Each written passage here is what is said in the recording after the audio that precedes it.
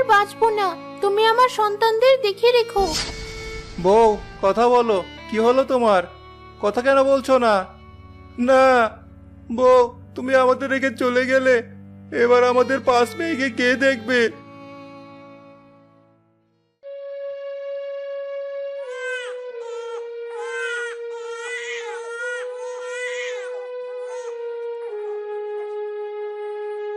ভাই, তোমার মেয়েরা তো কাঁদছে, ওদের শান্ত করো। কি করে শান্ত করব? ওরা যে কিছুতেই শান্ত হচ্ছে না। চাচ্চু, আপনি বোনদের কিছু খাইয়ে দিন। আমি একা যে ওদের নিয়ে পেরে উঠছি না। ভাই, আপনি দুধ আনুন, আমি আর যুথি ওদের খাইয়ে দিচ্ছি। ঠিক আছে ভাবি। মিরাজ ঘরে চলে যায়। সে বাচ্চাদের জন্য ঘর থেকে দুধ নিয়ে আসে।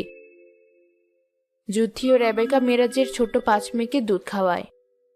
ভাই, ভাবি তো আপনার 5 মেয়েকে জন্ম দিতে গিয়ে মারা গেল, আপনি আবার বিয়ে করে নিন। এটা কি বলছেন ভাবি আপনি? আমি ঠিকই বলছি ভাই, যাতে আপনার মা হারা 5 মেয়ে মা পায়। আপনি একা ওদের মানুষ করতে পারবেন না। এমনও কি কেউ আছে যে আমার 5 মেয়েকে নিজের মেয়ের মতো ভালোবাসবে? আমার বোন আছে, সে ছোট বাচ্চাদের খুব ভালোবাসে, তারও একটা নিজের মেয়ে আছে। আপনার বোন যদি আমার এই ছোট্ট 5 মেয়েকে মায়ের মতো ভালোবাসে, তাহলে আমি তাকে বিয়ে করতে রাজি। চিন্তা করবেন না ভাবি, তার মেয়েকেও আমি নিজের মেয়ের মতো ভালোবাসবো। কিন্তু মা। কিন্তু কি? কোনো কিন্তু নয়। তোর চাচাকে কালকেই তোর খালার সাথে বিয়ে দেব। তোর চাচা কি করে তো বাচ্চা একা মানুষ করবে? যুথি তার মায়ের উপর আর কিছু বলে না।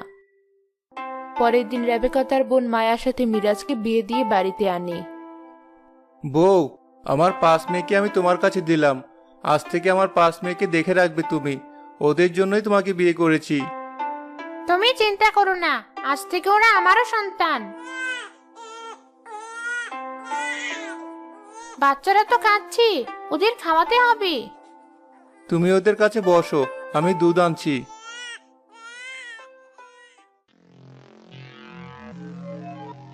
মায়া শোন, মিরাজকে দেখিয়ে দেখিয়ে এদের যত্ন করবি, ভালোবাসবি।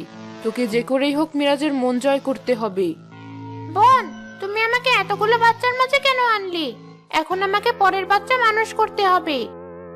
তোকে সবসময় ওদের যত্ন করতে হবে নাকি? যখন মিরাজ বাড়ি থাকবে তখন ওদের যত্ন করবি, যাতে ওর সমস্ত সম্পত্তি আমরা দখল করতে পারি। ঠিক আছে বোন। মায়া আর রেবেকা যখন গল্প করছিল তখন সেখানে মিরাজ আসে বাচ্চাদের জন্য দুধ নিয়ে। তোমরা কি গল্প করছো?